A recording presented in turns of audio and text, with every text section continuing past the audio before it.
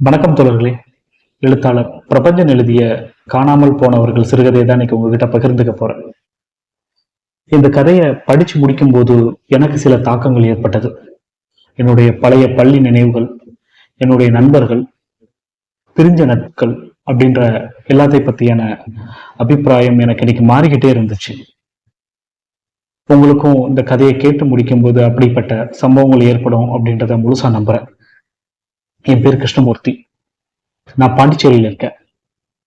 இப்ப எனக்கு கல்யாணம் ஆகி ஒரு குழந்தை இருக்கு. என் பையன் பேரு சங்கர். ஆனா எனக்கு ஸ்கூல் பருவம்னு ஒண்ணு இருந்துச்சு இல்லையா, அது ரொம்ப அற்புதமான காலகட்டம் தான் சொல்லணும். எங்க ஸ்கூலுடைய சுவர், அதாவது கான்கிரீட் சுவர்கள் எல்லாமே, அந்த கேட்டு எல்லாமே பார்த்தோம் அப்படின்னு சொன்னா ஒரு மதில் சுவர், ஒரு ஜெயிலோட மதில் சுவர் மாதிரி இருக்கும். அதுல இருந்து எப்பண்டா வெளியில வருவோம் அப்படின்ற மாதிரி ஃபீல் இருக்கும். அது ஒரு இங்கிலீஷ் மீடியம் ஸ்கூல். ஸோ அந்த வெள்ளைக்காரன் கல்ச்சர் அப்படியே வச்சிருந்தாங்க. நான் என்னுடைய விடுமுறை நாட்கள் இருக்கு இல்லையா, லீவ் டேஸ், இதுல எல்லாமே வந்துட்டு என்னுடைய தாத்தா வீட்டுக்கு தான் போவேன். என்னுடைய தாத்தா வீட்டுக்கு போகாத எந்த விடுமுறை நாளையும் நான் விடுமுறை நாள்லயே சேர்த்தது கிடையாது, லீவ்லயே சேர்த்தது கிடையாது. அந்த அளவுக்கு நான் விடுமுறை நாட்களோடு எங்க தாத்தா வீடும் எனக்கு அந்யோன்யமா இருந்தது. அதுக்கு ரெண்டு காரணம். ஒண்ணு எங்க தாத்தா, இன்னொன்னு மனோன்மணி. அவதான் என்னோட ஸ்கூல் ஃப்ரெண்டு. ஸ்கூல் ஃப்ரெண்டுனா அவ வேற ஸ்கூலு, நான் வேற ஸ்கூலு. அவ வேற ஊரு, நான் வேற ஊரு. நான் ஸ்கூல் படிச்ச காலகட்டத்துல எனக்கு அவ ஃப்ரெண்டா இருந்தா எங்க தாத்தா ஊர்ல. ஆமா, கண்டிப்பா அது மிகப்பெரிய காரணம் எங்க தாத்தா ஊருக்கு போறது. நான் தாத்தா ஊருக்கு போறதுக்கு ஒரு பஸ் ஏறி ஒரு 3 மணி நேரம் பிரயாணம் செஞ்சுதான் போகணும். அப்படி பயணம் செஞ்சு போகும்போது எங்க அப்பா பஸ்ல ஏத்தி விடுவாங்க. பஸ்ல ஏத்தி விடும்போது அந்த பஸ் நகரக்கூடிய எல்லா இடத்துலையும், எப்படி சொல்ல, நின்று கண்டக்டர்ல ஒரு வார்த்தை, சார் பாத்துக்கீங்க, நம்ம பையன் மாதிரி பாத்துக்கீங்க அப்படின்னு சொல்லி வழி அனுப்பிச்சு விடுவாரு. அந்த பஸ்ஸுடைய சக்கரம் சுழன்று அப்படியே முன்னால போகிற வரைக்கும் எங்க அப்பா பார்த்துட்டே இருப்பாரு. நான் ஜன்னலோரத்து சீட்ல தான் உட்கார்ந்துட்டு இருப்பேன். ஆனா அவரு என்னுடைய பார்வை மறையிற வரைக்கும், பஸ் போய் முடிகிற வரைக்கும் நின்று பார்த்துட்டு இருப்பாரு. இந்த மனுஷன் சீக்கிரம் போக மாட்டாரா அப்படின்னு சொல்லிட்டு என் மனசுல தோணிட்டே இருக்கும். ஆனா அவர் எனக்கு அப்பா இல்லையா அப்படின்னு நினைக்க மாட்டாரு. சோ ஒவ்வொரு இடத்துலயும் உட்கார்ந்து நின்று அந்த நிதானமா பார்த்து பஸ் கண்டக்டர்கிட்ட 100 வார்த்தை சொல்லி அனுப்பிச்சு ஒரு ஆத்ம திருப்தி ஆன பிறகுதான் அந்த இடத்த விட்டு, ஒரு சாட்டிஸ்பாக்சன் ஆன பிறகுதான் அந்த இடத்த விட்டு கிளம்புவார் அவருக்கு.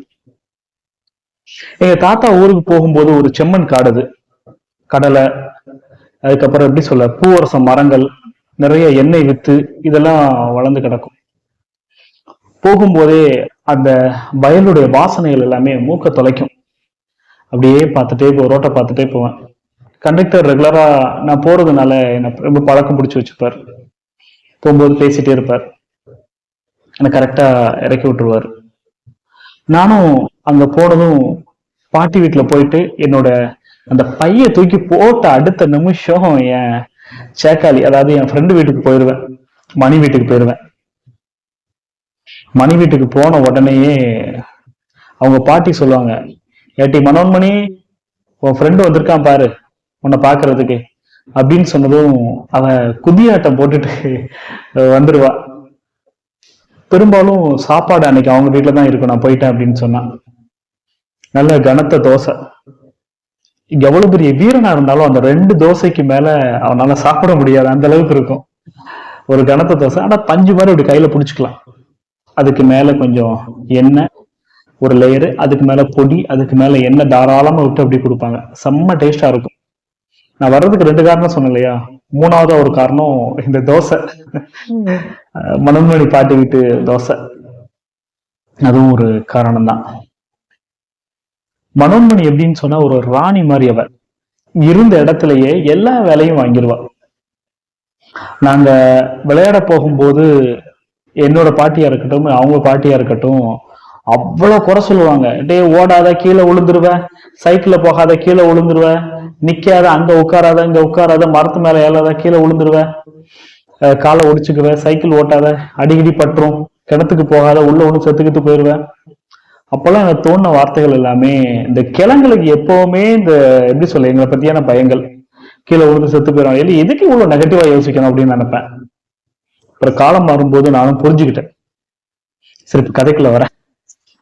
சோ மனோன்மணி இருக்கால, சோ அவளுக்கு அம்மா அப்பா கிடையாது. அதனால அவங்க பாட்டி வீட்டுல தான் அவ வளர்ந்தா. அவங்க தாய் மாமா ஒருத்தங்க இருந்தாங்க, அவங்களும் இவளை பாத்துக்கிட்டாங்க. ஒரு சைக்கிள் கடை வச்சிருந்தாரு. மணி முழுக்க முழுக்க அவங்க பாட்டியை சார்ந்துதான் வாழ்ந்துட்டு இருந்தா. அவ சொன்னல ஏற்கனவே ராணி மாதிரி அப்படின்னு சொல்லிட்டு, நாங்க எல்லாரும் என்ன பண்ணுவோம்னு சொன்னா, நாய்க்கர் தோட்டம் இருக்கு பக்கத்துல, அங்க போய் விளையாட போயிரும். அங்க இருக்கக்கூடிய அந்த இழந்த மரத்துல இருக்கக்கூடிய இழந்த பழம், ரொம்ப காயாவும் கூட ரொம்ப பழமாவும் கூட, அந்த மீடியம் பழமா இருக்கிறத அவளுக்கு புடிங்கிட்டு வந்து கொடுக்கணும். அவ ஒரு எஜமான், நாங்க அவளுக்கு எல்லாமே சேவர்கள் சரி எப்படி சொல்ல, சர்வர் மாதிரின்னு வச்சுக்கிடுங்களேன், சேவகர்கள். அந்த சேவகர்கள்ல நான் உருத்தா எப்படி இருக்கணும், அதே மாதிரி உண்மையான அந்த எஜமானருக்கான விசுவாசத்தோட இருக்கக்கூடிய ஒரு 5-6 குட்டி பசங்க இருப்பாங்க என்னோட சேர்ந்து. அவளுக்கு வாழ்க்கையில் டீச்சர் ஆகணும் அப்படின்னு ஆசை. அந்த டீச்சரை எப்படி சொல்ல, நல்லா அப்படி கஞ்சி போட்டு அயன் பண்ண ஒரு காட்டன் சாரி, ஒரு ஸ்கூல் பேகு, அதுக்குள்ள ஒரு குட்டி வாட்டர் பாட்டில், கொஞ்சம் தின்பண்ண வச்சிருக்கக்கூடிய இன்னொரு டப்பா, கையில கொடை, நல்ல ஒரு ஸ்லிப்பர் செருப்பு அப்படி போட்டு சர்க்கு அப்படி வந்தா அப்படி கம்பீரமா தெரியும். அந்த மாதிரி ஒரு டீச்சர் ஆகணும் அப்படின்றது அவளுடைய கனவு, லட்சியம், ஆசை எல்லாமே. அதனால என்ன பண்ணுவானா, பை பிராக்டிஸா எங்களை எல்லாமே உட்கார வச்சிருப்பா. நான் உட்காந்துருப்பேன், சின்ன குழந்தைகள் எல்லாம் உட்காந்துருக்கோம். உட்கார வச்சு அந்த இழந்த மரம் இருக்கு இல்லையா, நாய்க்கர் தோட்டத்து இழந்த மரம், அதுல உட்காந்துட்டு கிளாஸ் எடுப்பா. கையில ஒரு குட்டியா ஒரு குச்சி வச்சிருப்பா. இதேண்டி வச்சிருக்க அப்படின்னு சொல்லி கேட்டா அதுக்கு சொல்லுவா, பெரம்பு கையில இல்லைன்னு வச்சுக்கோயேன், ஒரு பேர் படிக்க மாட்டான். நீ வேலை பார்த்துட்டியா, நீ படிச்சுட்டியா, நீ என்ன பண்ணிட்டு இருக்க, முட்டைக்கண்ணி நீ இன்னும் படிச்சு முடிக்கல போல, நீ ஒழுங்கா படி அப்படின்னு சொல்லிட்டு ஒவ்வொருத்திக்கும் ஆர்டர் போட்டுட்டு இருப்பா. அவ பெண் குழந்தை, ஆண்கள் எல்லாரும் இருக்கும். ஸோ எல்லாருக்கும் ஆர்டர் போட்டு அவ வேலை வாங்கிட்டே இருப்பா. அவளை பார்த்து ஒவ்வொரு டைமும் நான் ரசிச்சுட்டே இருப்பேன் அந்த ஸ்கூல் காலகட்டத்துல.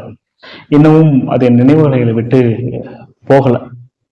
இன்னைக்கு மனோன்மணி என் கூட இல்லை. அவளுடைய வாழ்க்கையை பார்த்துட்டு போயிட்டா.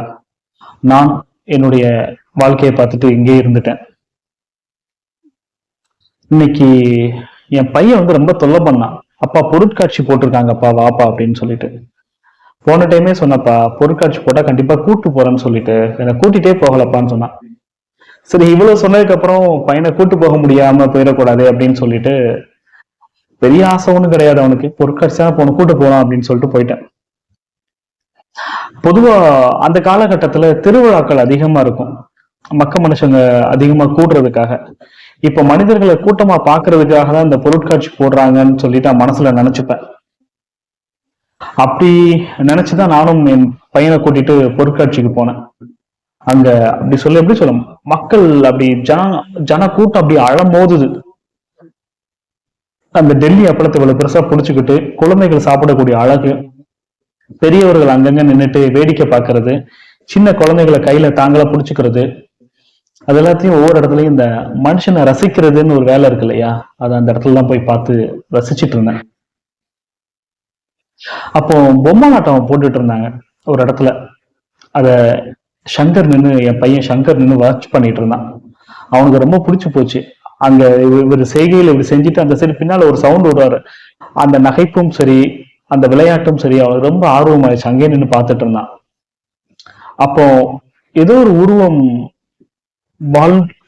வாழ்க்கையில ரொம்ப பழக்கப்பட்ட ஒரு உருவம் என்னை பார்த்து வர்றத நான் புரிஞ்சுக்கிட்டேன். அதாவது நம்மளுடைய சிநேகிதர்கள்லாம் ஸ்கூல் படிக்கும் போதுக்கும் இப்போ உள்ளதுக்கும் பாத்தீங்கன்னா ரொம்ப வித்தியாசப்பட்டிருக்கும். உடம்பு எடை போட்டிருப்பான், இல்ல ரொம்ப ஒல்லியா இருப்பான், தலையில முடி இருக்காது. அவன் அன்னைக்கு நம்மளோட ஸ்கூல் ட்ரெஸ்ல வேற மாதிரி பார்த்திருப்போம், இன்னைக்கு வேற மாதிரி இருப்பான். சோ அப்படி பார்த்துட்டு ஒரு உருவம் என்னை நோக்கி வர்றத பார்த்தேன். கிட்ட நீ கிருஷ்ணமூர்த்தி தானே அப்படின்னாங்க. ஆமா அப்படின்னு. மணி அப்படின்னு நானு, அப்பா எத்தனை வருஷம், அவளை பார்த்த ஒரு 10-12 வருஷம் இருக்குங்க. இப்பதான் திரும்ப பாக்குறேன். என்னுடைய பள்ளி வாழ்நாட்கள்ல அவளை பார்த்தது, அதுக்கப்புறம் இப்பதான் பாக்குறேன். அவ என்னை பார்த்து ரொம்ப சந்தோஷப்பட்டா. அவளை பத்தி விசாரிச்சுட்டு இருந்தேன். அவ என்ன குடும்பத்தை பத்தி கேட்டுட்டு இருந்தா. இது யாருன்னு கேட்டா, நான் என் பையன் சங்கர் அப்படின்னு சொன்னேன். அவன் கிட்ட அங்க இருந்தக்கூடிய மக்கள் இறைச்சல்ல அவன் பேசுறது சரியா கேட்கல. அவனால கீழே உட்காந்து அவன் காது கிட்ட உட்காந்து, என்னப்பா தம்பி படிக்கிற அப்படின்னு. Third standard. ஓ, 3ஆம் கிளாஸா? உன் பேரு அப்படின்னு. சங்கர் அப்படின்னா. உடனே அவ கண்ணத்தை ஒரு கிள்ளு கிள்ளிட்டு என் கூட நின்று பேசிட்டு இருந்தா. எவ்வளவு நாளாச்சுல்ல பார்த்து அப்படின்னு சொல்லிட்டு. நான் திரும்ப கேட்டேன், நீ எங்கம்மா அங்க அப்படின்னு சொல்லி கேட்டேன். அவர் 2 நிமிஷம் அமைதி ஆயிட்டு சொன்னா, என் ஹஸ்பண்ட ஜிப்மர்ல சேர்த்திருக்கேன், ஹாஸ்பிட்டல்ல. சோ இங்க என் சிநேகிதி வீட்டுல தான் தங்கியிருக்கேன். அப்படி வரும்போதுதான் உன்னை பார்த்தேன் அப்படின்னா. நாங்க ரொம்ப பேச வேண்டி இருந்துச்சு. என்னுடைய குடும்பத்தை பத்தியும் அவளோட சூழலை பத்தியும் பேசணும்னு சொல்லி எனக்கு தோணிக்கிட்டே இருந்துச்சு. அதனால என் பையனை வலுக்கட்டாயமா அங்க பொம்மலாட்டம் பார்த்துட்டு இருந்த இடத்துல இருந்து வலுக்கட்டாயமா வெளியில கூட்டிட்டு வந்துட்டேன். கொஞ்சம் கஷ்டப்பட்டு தான் வந்தான். எங்களுக்கு வேற வழி இல்லை. வெளியே நின்று பேசிட்டு இருந்தோம். பஸ் ஸ்டாண்ட்ல நின்று பேசிக்கிட்டே இருந்தோம். என்னுடைய வாழ்க்கையை பத்தி, என்னுடைய மனைவியை பத்தி அவ கேட்டுட்டு இருந்தா. நான் அவகிட்ட சொல்லிட்டு இருந்தேன். ஆனா அவளை பத்தி எதுவும் சொல்லல. அதனால திரும்ப அவகிட்ட கேட்டேன். ரொம்ப கஷ்டப்பட்டு தொலைச்சு தொலைச்சு கேட்டுக்கிட்டே இருந்தேன் நான். அப்ப சொன்னான், அப்பா அம்மா இல்லாத புள்ள, என்ன பண்ண சொல்றீங்க? அப்படியே போயிடுச்சு வாழ்க்கை. எங்க பாட்டி இருந்த வரைக்கும் என்ன அவங்க குழந்தையா பாத்துக்கிட்டாங்க. எங்க பாட்டி போன பிறகு சோத்துக்கே வழி இல்லை. எங்க மாமா தான் என்னை கல்யாணம் பண்ணிக்கிட்டாரு. கல்யாணம் ஆகும்போது என்ன வயசு இருக்கும்னு நினைக்கிறேன்? எனக்கு 16 வயசு, அவருக்கு 30 வயசு. ஒரு 14 வயசு வித்தியாசத்துல உள்ள மனுஷனை தான் நான் கல்யாணம் பண்ணிக்கிட்டேன். அவ சொல்லும் போது அந்த ஏக்கம் இருக்கும் இல்லையா, அந்த வலி அவ கண்ணுல அப்படியே தெரிஞ்சு, அப்படி கண்ணு நீர் நிறைஞ்சி அவ சொல்ல முடியாம அந்த வாய்க்குள்ள இருந்து வார்த்தை வராம அப்படி திக்கி திணறி சொல்றத அவ கட்டுப்படுத்த முடியாம சொல்லிட்டு இருந்தா. கண்ணீரை கட்டுப்படுத்த முடியாத அளவுக்கு நின்று சொல்லிட்டு இருந்தா. 4 குழந்தைங்கடா, 4 பொன் குழந்தைங்க. ஆமா, அவருக்கு என்ன உடம்பு சரியில்லைன்னு சொல்லி சேர்த்திருக்க அப்படின்னு. வயிறெல்லாம் அழுகி போச்சு, குடல் எல்லாம் அழுகி போச்சு. குடி, ஃபுல் குடி பழக்கம். என்ன பண்ண சொல்ற? நான் 2 நிமிஷம் யோசிச்சுட்டு, இல்ல மணி, நீ அவரை திருத்தி இருக்கலாம்ல. அந்த கடமை, அந்த பொறுப்பு உனக்கு இருக்குல்ல. 4 பெண் குழந்தைங்கன்னு சொல்ற, அட்லீஸ்ட் அவரை திருத்தி இருக்கணும் இல்லையா அப்படின்னு. திருத்துறது இந்த ஆம்பளைங்களுக்கு இதான்டா. நீங்க குடிச்சிட்டு இருப்பீங்க, உங்களை சேவகம் பண்றதுக்கு, உங்களை திருத்துறதுக்கு தான் எங்களை விட்டானா? சரி, நான் சொல்லி திருந்துற நிலைமையிலேயே அவர் இருந்தாரு. முதல்ல எனக்கு அவருக்கும் 14 வயசு வித்தியாசம். அக்கா புள்ள தானே, சின்ன புள்ள. நான் சொன்னதெல்லாம் கேட்டுப்பேன்னு சொல்லிதான் அவர் கல்யாணம் பண்ணிக்கிட்டாரு. இங்க சோறு கிடைக்கிறதே எனக்கு பெரிய விஷயம்டா. நான் ஒரு நேரம் பசி ஆத்துறதே பெரிய விஷயமா இருந்துச்சு எனக்கு. நான் இதுல அவரை திருத்துறதெல்லாம் தெரியல. நீ எல்லாம் ஈஸியா சொல்லிடுறீங்க. இல்ல மணி அப்படின்னு. அவ்வளவுதான்டா, அவ்வளவுதான் வாழ்க்கை. இங்க நான் என் சிநேகிதி வீட்டுல தான் தங்கியிருக்கேன். அவங்க ஹஸ்பண்ட் கூட இங்கதான் போட்டோ ஸ்டுடியோ வச்சிருக்காங்க அப்படின்னா. சரி, என் வீட்டுல தங்கியிருக்கலாமேன்னு சொல்லி கேட்டேன். அவன் சிரிச்சா. சிரிச்சுட்டு ஒண்ணுமே சொல்லல. அந்த சிரிப்புல பழைய இருந்த மகிழ்ச்சி எதுவுமே இல்லை அவகிட்ட. எல்லாமே தொலைஞ்சு போச்சு. சரி, இங்க எதுக்கு வந்தானே? அவர் ஸ்டுடியோ வச்சிருக்காரு இல்லையா, அவருக்கு கொஞ்சம் காசு கேட்கலாம் அப்படின்னு சொல்லி வந்தேன்டா அப்படின்னா. சரி, என்கிட்ட ஹெல்ப்பே கேட்க மாட்டியா அப்படின்னு. அவ அதுக்கும் சிரிச்சுட்டு வேகமா போய் பக்கத்துல இருக்கக்கூடிய கடையில ஒரு பிஸ்கட் பாக்கெட் வாங்கிட்டு என் பையன் கையில கொடுத்துட்டு, சரி நீ கிளம்பு அப்படின்ட்டா. நான் போகும்போது இந்த ஹாஸ்பிட்டல்ல இருக்கக்கூடிய வார்டு, அந்த டீட்டெயிலாம் விசாரிச்சுக்கிட்டேன் நாளைக்கு போய் பாக்குறதுக்காக. மறுநாள் நான் அவளை போய் பாக்குறதுக்கு கொஞ்சம் பழம்லாம் வாங்கிட்டு போனேன். உண்மையை சொல்லணும்னா, நான் ஹாஸ்பிட்டல் போக எனக்கு பிடிக்காது. எங்க அப்பா ஹாஸ்பிட்டல்ல இருக்கும்போது கூட அவர் தான் அவரை பார்த்துக்கிட்டாரு. நான் அவரை போய் பார்க்கல. இன்னமும் அந்த உறுத்தல் என் மனசுல அப்படியே குத்திக்கிட்டே இருக்கு, அவரை பார்க்கலையேன்னு சொல்லிட்டு. இப்போ அந்த பழத்தெல்லாம் வாங்கிட்டு அந்த ஹாஸ்பிட்டலுக்குள்ள நுழையிறேன்.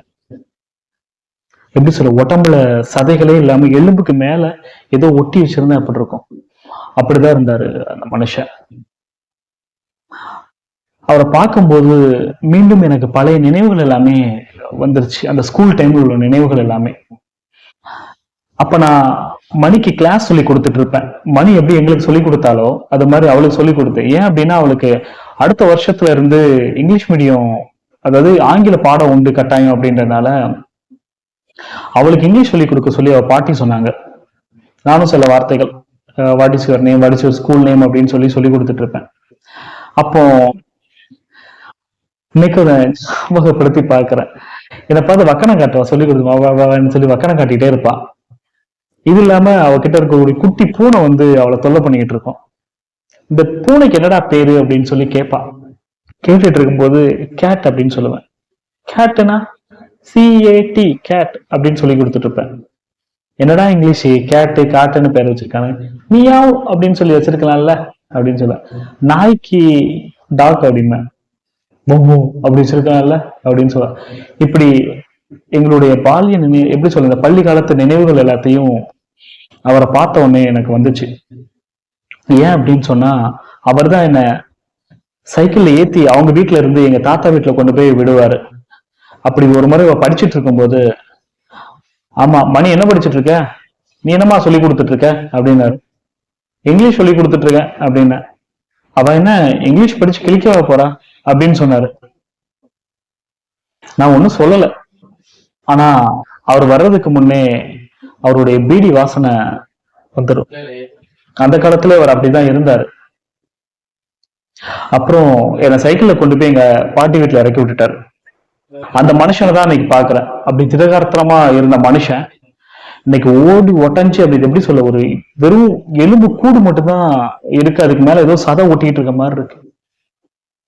என்னை பார்த்ததும் அந்த பழத்தை நான் கொடுக்க போனேன். பார்த்தாரு. அந்த பார்த்த பார்வையில எனக்கு புரிஞ்சு போச்சு, இந்த பழம் எதுவும் அவருக்கு பயன்படாதுன்னு சொல்லிட்டு நெஞ்சில கை வச்சுட்டு ஒரு வார்த்தை மட்டும் கேட்டாரு.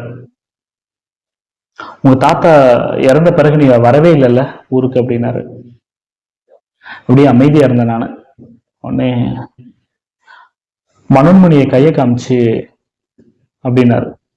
புரிஞ்சுது எனக்கு, அவதான் என்ன பண்ண போறான்னு தெரியல அப்படின்னாரு. பழைய நினைவுகள் எல்லாமே 2 நிமிஷம் நினைவுபடுத்தி பேசிக்கிட்டு இருந்தான் அவகிட்ட. அவ தன்னுடைய சேலையில முகத்தை அப்படி மறைச்சுக்கிட்டு அப்படியே அழக ஆரம்பிச்சுட்டான். அவளை சமாதானப்படுத்திட்டு நான் வெளியில வந்தேன். என்னை பஸ் ஏற்றி விடுறதுக்காக என் கூடவே வந்தா. கண்டிப்பா உனக்கு ஹெல்ப் தேவைப்படும், நான் போயிட்டு கொஞ்சம் பணத்தையும் தயார் பண்ணிட்டு நான் கண்டிப்பா வந்துடுறேன் மணி அப்படின்னு சொன்னேன். அவ அப்படியே பார்த்துட்டே இருந்தானே. சாப்பிடுறியா அப்படின்னு அப்படியே ஒரு அசட்டு சிரிப்பு சிரிச்சா. வா ஏதாவது சாப்பிடுன. இல்ல வேணாம் அப்படின்னா. ஒரு காஃபி மட்டும் வாங்கி தரையான்னா. கடை கூட்டு போயிட்டு ஒரு காஃபி வாங்கிட்டு வந்து அவளுக்கு கொடுத்தேன். ஆமா, அவன் அந்த காஃபி குடிக்கும் போது அந்த ஃபர்ஸ்ட் சிப்பு குடிக்கிற, அப்படி ஒரு வாயில ஒரு முறை குடிக்கிறான். அப்படி பல்ல இறுக்கி பிடிச்சிட்டு அப்படி தொண்டை குளிக்கல வலியோட அப்படி வேதனையோட அந்த ஒரு டிராப் அப்படி உள்ள இறங்குது. ஆமா, அவ சாப்பிடக்கூடிய முதல் உணவு அதுதான். பசி, பட்டினி, நோய்வாய், இந்த விஷயத்தெல்லாம் நான் கண்கூட்டு பார்த்ததே கிடையாது. இதுக்காக தான் எங்க அப்பா ஹாஸ்பிட்டல் இருக்கும்போது கூட வராம இருந்தேன். ஆனா இப்ப ஏதோ ஒரு விஷயம் என்ன அவளை பாக்குறதுக்காகவும், ஏதோ ஒரு விஷயம் என் மனசையும் தட்டி எழுப்பி இங்க கூட்டிட்டு வந்துருச்சு. அவளுக்கு நான் ஏதாவது செஞ்சாகணும் அப்படின்னு சொல்லி என் மனசு உறுத்திக்கிட்டே இருந்துச்சு. அவளுக்கு 2 ஆறுதல் சொல்லிட்டு அவ கிளம்புனா. அப்படி உள்ள ஹாஸ்பிட்டல் போகிற வரைக்கும் நான் அவளை பார்த்துட்டே இருந்தேன். அந்த வழி வரைக்கும் உள்ள போனான். நான் திரும்பி பார்த்தேன். அந்த இடத்துல எங்க அப்பாவுடைய ஞாபகம் எனக்கு வந்துச்சு. இது மாதிரி தானே அந்த மனுஷனும் தன்னந்தனியா ஹாஸ்பிட்டல்ல யாரும் ஹெல்ப் பண்ணாம கஷ்டப்பட்டிருப்பாரு அப்படின்ற நினைவு எனக்குள்ள வந்துட்டு போச்சு. கண்டிப்பா மனோன்மணிக்கு ஹெல்ப் பண்ணணும் அப்படின்ற நம்பிக்கையோட நான் அந்த இடத்த விட்டு கிளம்புனேன். நன்றி தோழர்களே.